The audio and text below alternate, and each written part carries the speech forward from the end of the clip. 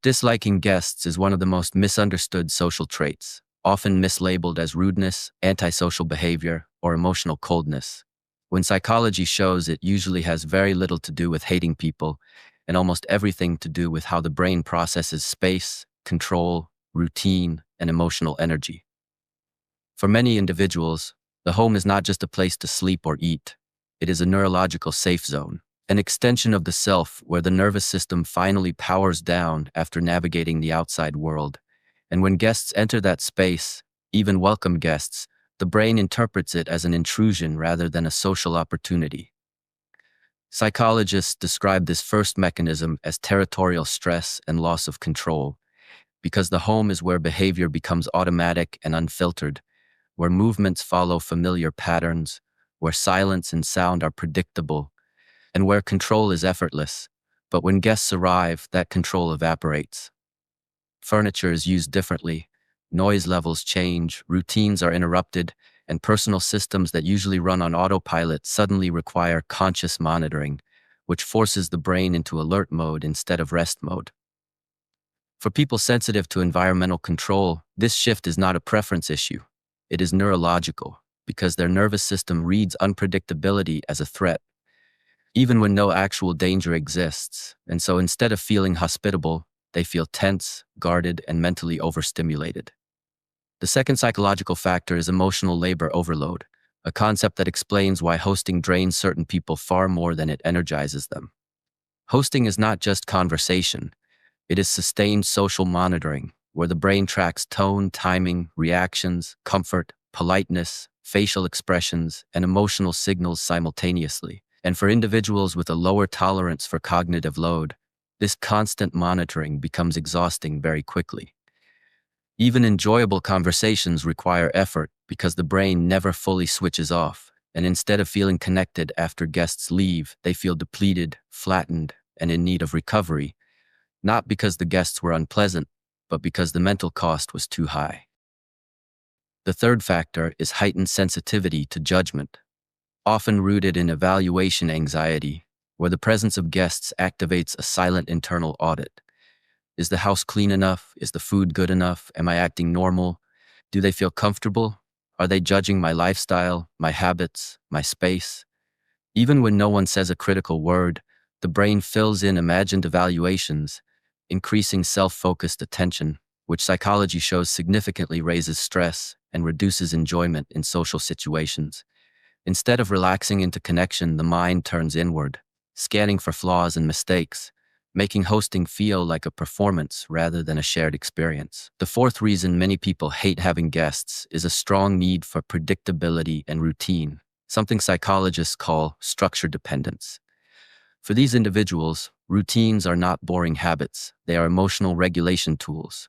Meals at certain times, quiet hours, personal rituals, and predictable schedules allow the brain to maintain order and reduce background stress, and guests disrupt all of it.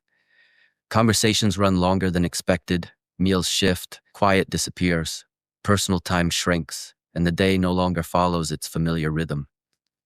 To outsiders, this can look like inflexibility or rigidity, but internally it is the brain losing its sense of structure, which increases anxiety and fatigue.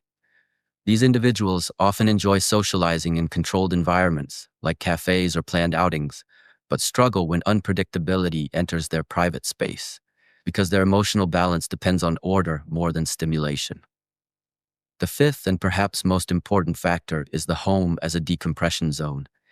For many people, the home is where social masks come off completely, where there's no performance, no politeness, no explanation, no emotional management, just presence. Guests, even loved ones, force that mask back on, requiring energy that the person may not have available. Psychology shows that people who use solitude as their primary method of emotional recovery experience real distress when their recovery environment is interrupted.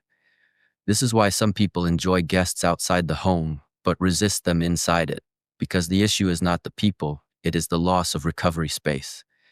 Their brain needs that environment to reset, and when it is unavailable, stress accumulates quickly.